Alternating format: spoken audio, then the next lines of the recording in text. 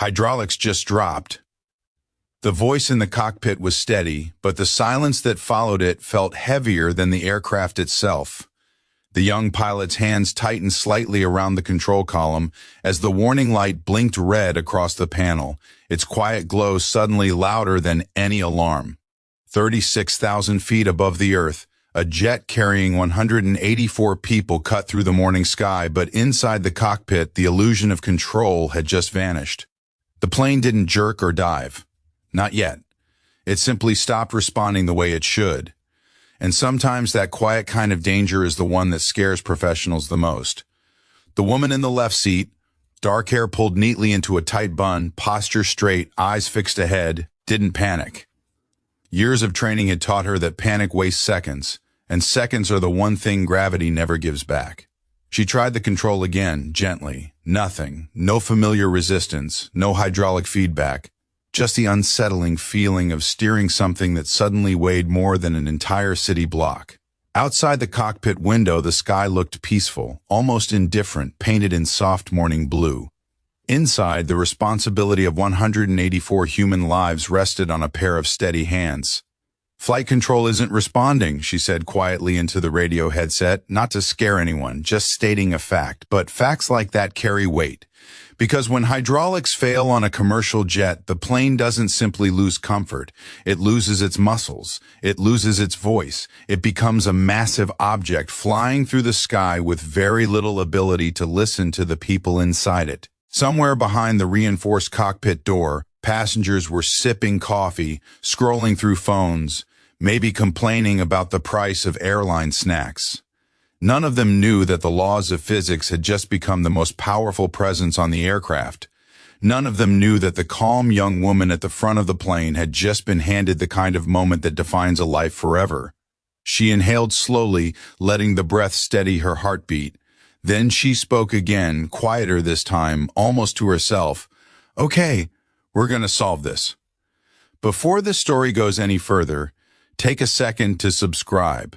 Because stories like this deserve to be heard. Because what happened next wasn't just about aviation. It wasn't just about skill. It was about the strange moment when preparation, courage, and responsibility collide, and a single human being realizes there is no one else coming to take the controls. This was the moment when 184 lives were hanging somewhere between sky and gravity. And the only thing standing between them and disaster was a pilot who refused to believe the word impossible meant what people thought it did. The aircraft had left Chicago less than an hour earlier, climbing smoothly into the pale morning sky that stretched endlessly across the Midwest. From the outside, the flight looked routine, the kind of journey thousands of passengers take every day without giving it a second thought. But inside the cockpit, the woman sitting in the captain's seat had always treated every flight like it mattered more than the last. Her name was Elena Carter, though very few passengers would ever know it. To them, she was just the calm voice over the intercom, the person who welcomed them aboard and promised a smooth trip to their destination. But aviation isn't built on promises. It's built on preparation, discipline, and the quiet understanding that the sky doesn't forgive mistakes. Elena had learned that lesson years earlier when she first stepped into a small training aircraft, hands trembling slightly as the instructor beside her asked a simple question, "Do you trust yourself?" At the time, she didn't know how to answer, not because she lacked skill, but because aviation is a world that doesn't hand confidence to people easily. Especially young women who walk into a room full of experienced pilots who quietly assume they already know who belongs there. Elena had spent years proving that she did. She studied longer than most, trained harder than most, practiced emergency procedures until they lived inside her muscles like instinct. Not because she expected to face something like this, but because aviation demands respect. And respect means preparing for the moment you hope never comes. That moment had arrived at 36,000 feet. The cockpit lights glowed softly across the instrument panels, but one warning symbol now burned brighter than the rest. Hydraulic pressure low. Elena kept her voice level. Confirm loss of primary hydraulics. The co-pilot seat beside her was empty today, a rare situation caused by a last-minute crew adjustment during a busy travel weekend. The aircraft had been cleared to fly with a single pilot for this portion of the route under special operational procedures. Normally that detail wouldn't matter. Now it meant something else entirely, because every checklist, every decision, every correction would come down to one person. Elena exhaled slowly. Okay. The plane remained stable for the moment, gliding smoothly through thin air. But the controls felt wrong. Loose, unresponsive, almost disconnected from the enormous wings outside the cockpit windows. Hydraulics are what allow pilots to move the massive control surfaces that steer an aircraft. Without them, the plane becomes stubborn, slow to respond, like trying to guide a ship using nothing but wind and hope. She keyed the radio. Chicago Center, this is Flight 728. We may be experiencing a hydraulic system malfunction, requesting immediate system status assistance. The controller's voice returned quickly, professional but suddenly more alert. Flight 728, say again the issue. Elena kept her breathing even. Possible total hydraulic failure.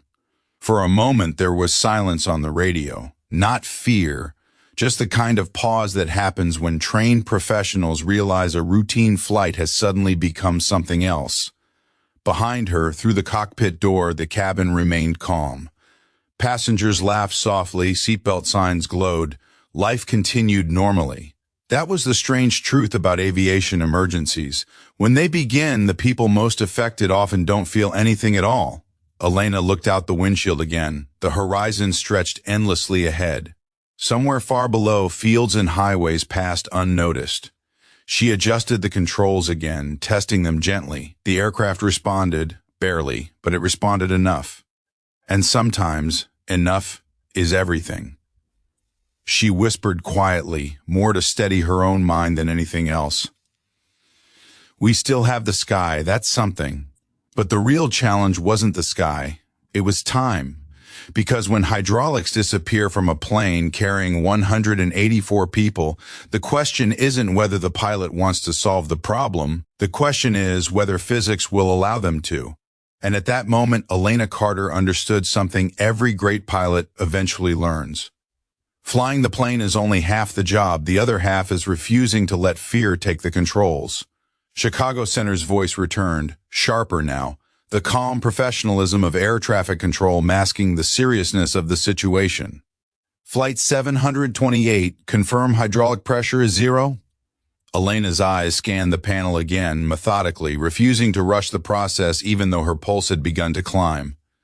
Affirmative, she replied quietly. Primary system shows complete loss. She adjusted the throttle slightly, feeling the subtle vibration of the engines through the cockpit floor.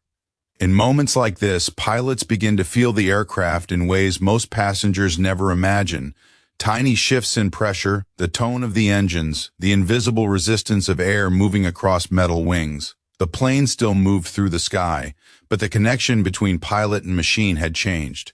Normally, a gentle movement of the controls sends a signal through powerful hydraulic lines, moving the control surfaces that guide the aircraft. Without that pressure, those same surfaces become heavy, stubborn, reluctant to obey. It felt like steering a massive vehicle through water instead of air. Flight 728, we're notifying emergency services at the nearest major airport, the controller said. Stand by for vectors. Elena nodded, even though the controller couldn't see her. Understood.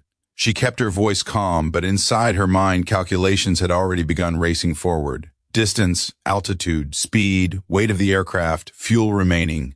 Every variable mattered now. And there were a lot of variables. Behind the cockpit door, the cabin crew had begun to sense something unusual. The lead flight attendant, Maria, knocked gently before stepping halfway into the cockpit, her expression careful but curious. Captain? Elena turned slightly but didn't remove her hands from the controls. Hydraulic issue, she said simply. Maria's eyes widened slightly, but she didn't panic.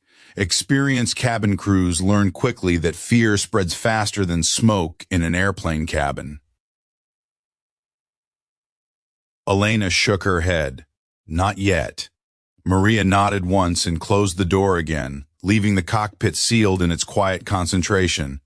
Elena appreciated that. Panic has a strange way of creeping into small spaces if you give it permission.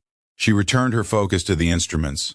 The plane was still stable, but the lack of hydraulic pressure meant one terrifying reality: landing this aircraft would be incredibly difficult.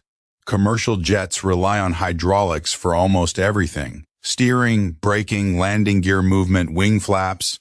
Losing them doesn't mean the plane automatically falls out of the sky, but it means every phase of flight becomes a delicate negotiation with gravity. Flight 728, Chicago Center said again.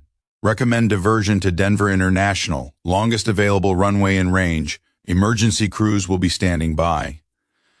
Elena considered the numbers quickly. Denver meant more distance, but it also meant space. Room to maneuver, room to slow down, room to attempt something most pilots never practice outside a simulator. Copy Denver, she said. The plane banked slightly as she adjusted course, though the response was slow, almost reluctant. It was like guiding something enormous that didn't fully trust your instructions anymore. She felt the weight of the moment settle around her shoulders. Not crushing, but undeniable. 180 to 4 lives, families, children, people traveling for work, vacations, weddings, funerals, each one trusting a voice they would probably never meet. Elena had chosen this career knowing moments like this existed somewhere in the distance, but knowing something exists and standing inside it are two very different things. She leaned forward slightly, studying the panel again. One idea surfaced in her mind, something buried deep inside years of training scenarios, something rarely attempted in real life, a way to control the aircraft using engine thrust alone, adjusting power on each side to gently influence direction. It wasn't elegant, it wasn't easy, but it might work. The challenge was precision. Even a small imbalance could send the aircraft drifting in ways that would be difficult to correct without hydraulics. She spoke quietly, thinking aloud. Okay, we're going old school. She adjusted the left engine power slightly, watching how the aircraft responded. Slowly, very slowly, the nose shifted a fraction. It was subtle, but it was movement. Elena allowed herself the smallest breath of relief, because that meant one thing: the aircraft still had a voice, and she could still speak to it. But far below, Denver's runway remained hundreds of miles away, and the truth about aviation emergencies is simple. Solving the first problem only opens the door to the next one. The aircraft moved through the wide blue sky like a giant balancing on invisible threads, and every small adjustment Elena Carter made felt like trying to steer a mountain with fingertips. She kept both hands steady on the controls, even though she already knew the controls themselves no longer held real authority. What mattered now was the engines. Throttle forward meant one kind of movement. Throttle back meant another. A slight imbalance could nudge the nose left or right, and every response came slowly, like the aircraft was thinking before obeying. Elena watched the horizon carefully because in situations like this, the horizon becomes more honest than the instruments. The radio crackled again. Flight 728, Denver Center here. We have emergency equipment preparing. You are currently cleared direct for runway 34 left. Weather conditions are clear. Elena acknowledged the transmission, but didn't celebrate the good weather. Clear skies help pilots see the runway, but clear skies don't restore hydraulics. What mattered was how much control she could keep until the moment the wheels touched the ground. She tested the throttle again, adjusting the right engine slightly. The aircraft's nose shifted just a fraction. It was clumsy steering, but it was steering, and right now, clumsy control was infinitely better than no control. Behind the cockpit door, Maria had quietly briefed the cabin crew. Passengers still didn't know the full situation, but experienced attendants had begun checking seat belts, tightening loose items, and gently preparing people for a landing that might feel unusual. No panic, just subtle preparation. Inside the cockpit, Elena spoke softly, almost thinking out loud. One step at a time. Her eyes moved across the flight display again. Speed, altitude, fuel, distance to Denver. She did the math in her head the same way pilots always do. Not rushing, but never wasting seconds. Losing hydraulics had changed the rules, but it hadn't changed the goal. The aircraft still needed to land. Gravity would eventually insist on that. The real question was whether the landing could be controlled enough to keep everyone safe. She thought briefly about her first instructor again, the man who had once told her something that sounded simple at the time but now carried an entirely different weight. Flying isn't about avoiding problems, he had said. It's about solving the ones that show up. Elena adjusted the engines again, feeling the aircraft respond like a slow conversation between machine and human judgment. She realized something important in that moment. Fear had tried to knock on the door of her mind earlier, but discipline had quietly locked it outside. Because fear doesn't help pilots land airplanes. Training does, focus does, respect for the situation does. Denver Center came back on the radio. Flight 728, we have your situation confirmed. Emergency vehicles are being positioned. You are cleared priority approach. Elena nodded again, even though no one could see her. Priority approach sounded reassuring, but she knew the truth. The runway was only part of the challenge. Without hydraulics, even deploying landing gear could become complicated. Steering on the ground might not exist at all. The aircraft might slide, drift, or stop unpredictably. There were still 100 small problems waiting between sky and runway. But something inside Elena had shifted. The first moment of shock was gone now. In its place was something quieter and stronger. Determination. Not dramatic determination. Just the calm understanding that this plane was still flying, and as long as it was flying, she still had options. She glanced once more at the empty co-pilot seat beside her. For a brief second, she imagined what another voice in the cockpit might feel like right now. Another set of hands, another brain checking numbers. But then she let that thought pass. Aviation had already taught her something long ago. Sometimes leadership means standing alone and still making the right decisions. The plane began descending slowly now as Denver's distant mountains started to appear on the horizon like faint shadows rising from the earth. Elena reduced engine power slightly, guiding the aircraft downward with delicate adjustments. Each change required patience because the aircraft responded slowly without its hydraulic strength. She breathed in again, steady and controlled. Behind her, 184 people trusted a system they couldn't see. They trusted the aircraft, the airline, the rules of aviation, but most of all, they trusted the unseen person sitting in the cockpit seat. Elena Carter didn't feel like a hero. She felt like a pilot doing the job she had spent years preparing for. And sometimes that is exactly what courage looks like. Not loud, not dramatic, just steady hands refusing to give up. The runway lights of Denver were still far away, but they were getting closer with every passing mile. The hardest part of the flight was approaching, but something important had already happened inside that cockpit. Elena had taken a moment that could have been chaos and turned it into a plan. And sometimes that is the difference between fear and survival. Because life has a strange way of testing people when they least expect it, and the truth is that every person carries more strength than they realize. If you ever find yourself facing a moment that feels impossible, remember this. Calm thinking and courage can turn even the most dangerous situation into a chance to rise above it.